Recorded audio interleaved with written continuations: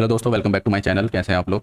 कल की वीडियो में डिस्कस किया था अगर मार्केट 19,300 के पास मिलती है तो एक बाइंग की ट्रेड एग्जीक्यूट करेंगे। ठीक है, तो आज मार्केट में एक बहुत बड़ी कैंडल बनी। मार्केट पहले गैप डाउन खुली और मार्केट में बहुत बड़ी कैंडल बनी, क्योंकि जब भी जो अच्छे वाले सपोर्ट के लेवल होते हैं उनको तोड़ने के लिए मार्केट गैप डाउन खुलती है। फिर एक 5 मिनट के उसमें बहुत अच्छी डाउन साइड का मोमेंटम मिला। ठीक है, और उसके बाद मार्केट ने जो पिछला सपोर्ट था 19,250 के पास से ही मार्केट ने यहाँ पे रिवर्स कर लिया, क्योंकि यहाँ पे ये बहुत अच्छा डिमांड जोन है, मतलब सपोर्ट का जोन है। तो इस वजह से मार्केट जैसे यहाँ पे आई और यहाँ से बाउंस कर गई। तो कल की वीडियो में डिस्कस किया था अगर मार्केट 19,300 तक आती है तो 250 का एक एसेट लगा के हम एक बाइंग की पोजीशन बना सकते हैं।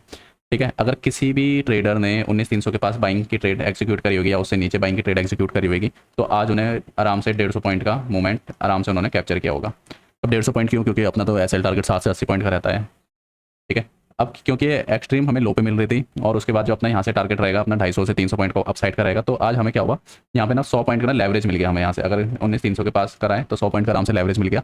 तो हम यहाँ पे अपनी होल्डिंग के लिए भी ले जा सकते हैं ऐसी पोजीशन को। जब भी ऐसी पोजीशन मिलती है तो 100 पॉइंट का हमें एक लेवरेज मिल जाता है, तो उस वजह से हम उसको ध्यान में रखते हुए हम आगे के लिए स्विंग के लिए बैठ सकते हैं 200-300 पॉइंट और प्लस के लिए।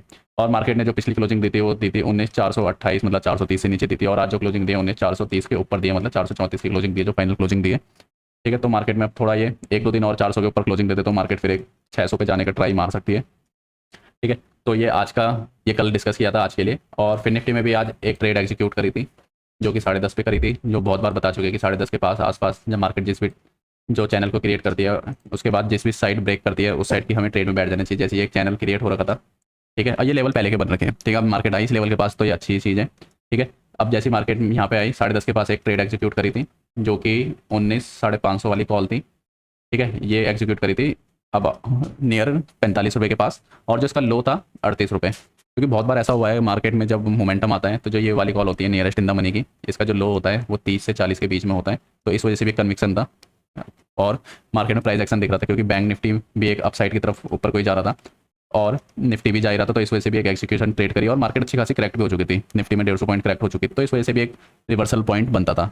अगर रिवर्सल नहीं होता तो एक छोटा सा एसएल कटता अपना, क्योंकि मार्केट एक्सट्रीम डाउन साइड आ चुकी थी इस वजह से, और मॉर्निंग में आ गई थी। ये भी एक रीजन था बाइंग साइड का। तो मार्केट में यहाँ पे एक 10:30 पे एक एग्जीक्यूट करी ट्रेड 45 पे, और इसको आराम से जो टारगेट अपना बैठता है 140 का बैठ रहा था, पर इतना हमने बुक नहीं किया अपना। यहाँ पे हमने 110 पे ही बुक कर दिया था इसको, वो भी इस वाली कैंडल के टाइम पे किया था, क्योंकि अपना एक ट्रेलिंग एसएल कटा था पैसे। अब बात ये था ना कि यहाँ से 140 बुक करने के लिए 30 पॉइंट का गैप था, तो उस 30 पॉइंट के चक्कर में अगर मार्केट रिवर्स हो जाती, जैसे कि हुई है रिवर्स मार्केट 19,700 के पास, क्योंकि यहाँ पर बहुत ज़्यादा कॉल राइटिंग हो रही थी, 2.5 करोड़ के करीब कॉन्ट्रैक्ट थे, तो इस वजह से मार्केट मैंने पूरा यहाँ तक का पूरा 100 पॉइंट का मोमेंटम दिया है। ठीक है, अब उस चीज़ में ये भी एक लर्निंग वाली चीज़ है। जो यहाँ पर आसपास की 19,650 की पुट थी उसके प्राइस देखो। ठीक है, वो बिल्कुल नहीं बढ़े एंड मोमेंट में। एक्चुअल में उसका प्राइस अगर ये मार्केट की क्लोजिंग ये है प्रोविजनल, ये क्लोजिंग अच्छी है 19,652, तो इस वजह से वो ये जो पुट है जीरो हो गई। पर जब यहाँ तक भी जा रही थी तब भी उस पुट को एक्चुअल में देखा जाए 30-40 रुपये होने चाहिए थे, वो 1-2 रुपये ही चल रही थी। क्यों? क्योंकि लास्ट के आधे घंटे का एवरेज देखा जाता है, तो इस वजह से जो एक क्लोजिंग आई है इसको ध्यान में रखते हुए इसके प्राइस फ्लक्चुएट होते लास्ट में। तो इस वजह से हमें ना थोड़ा इन द मनी लेनी चाहिए। जैसे 19,700 की पुट ले लेते हम यहाँ पे रिवर्स ट्रेड के लिए, या 19,750 की पुट ले लेते। ठीक है, जो कि 60 रुपये थी शायद, 60 रुपये आई थी 19,750 की, और ये आई थी 20 रुपये आई थी लो इसका। तो ये हम इसको कर सकते थे, 15 रुपये था शायद इसका लो 19,700 का। तो हमें इन द मनी में लेना चाहिए। अगर हम आउट ऑफ द मनी में बैठेंगे लास्ट टाइम में तो उसका प्राइस फ्लक्चुएट नहीं करता, तो लर्निंग पर्पज़ के लिए इसको चेक कर सकते हैं। और बैंक निफ्टी में भी अपना एक टारगेट था, उस बैंक निफ्टी को देखते हुए अपने एक फिन निफ्टी में ट्रेड ली थी, जो कि टारगेट था अपना यहाँ से यहाँ तक का 44,155 तक का टारगेट था। तो इस लेवल को ध्यान में रखते हुए हमने ट्रेड ली थी फिन निफ्टी में, और ली हमने 10:30 बजे थी। जैसे ये इसके ऊपर सस्टेन होने लग गई थी मार्केट, फिर उसके बाद तो मार्केट एक तरफा मूवमेंट आया। पर अगर फ्यूचर में कभी ऐसा मोमेंटम आता है जैसे कि फिन निफ्टी में 10:30 की जो ये लाइन आ रही है यहाँ पे, इससे हमें हमारी ट्रेड टूट जाए, तो फिर मार्केट में ना एक बार ये 1 बजे या 2 बजे के करीब इस लेवल को एक बार टेस्ट करने के लिए आती है मार्केट।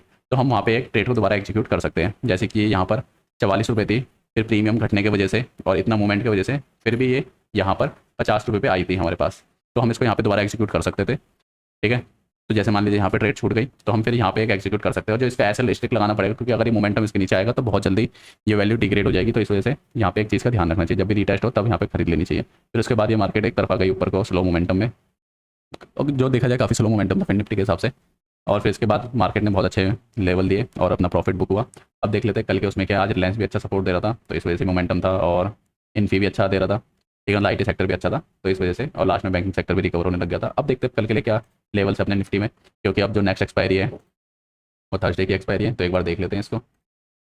अब जो फिर से ये सेम कल वाले लेवल है, अगर ये मार्केट यहाँ से ऊपर को जाती है तो पहला रेजिस्टेंस अपना ये बैठेगा 19,530 के करीब, फिर नेक्स्ट रेजिस्टेंस अपना बैठेगा 19,680। के करीब। अब जो ये मोमेंटम आया था नीचे, ये जो मोमेंटम था इतना, ये मोमेंटम अगर ये फंसाने के लिए है यहाँ पे शॉर्ट सेलर को, तो ये फिर यहाँ से मार्केट आराम से 680 तक मार्केट जा सकती है।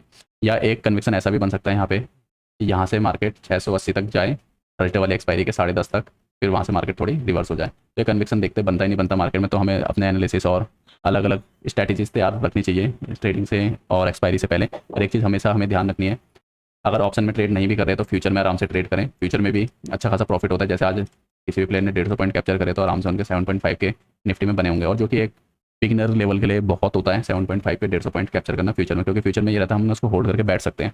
और अगर वो हमारे 150 पॉइंट रिवर्स भी जाए, जैसे मान लीजिए कोई कल लेके गया होगा फ्यूचर और सीधा उन्होंने 150 पॉइंट का गैप डाउन देखा होगा, तो जब भी ऐसे 150 पॉइंट 100 पॉइंट का डाउन जाए तो एक एक कॉल के साथ उसको एवरेज करते रहें। ठीक है, अगर ये 150 पॉइंट डाउन है और ये अगर इतना भी बढ़ता है तो ये आराम से 75 पॉइंट उस डाउन से बड़ी होगी कॉल, अगर यहाँ पे लिया होगा किसी ने तो उस।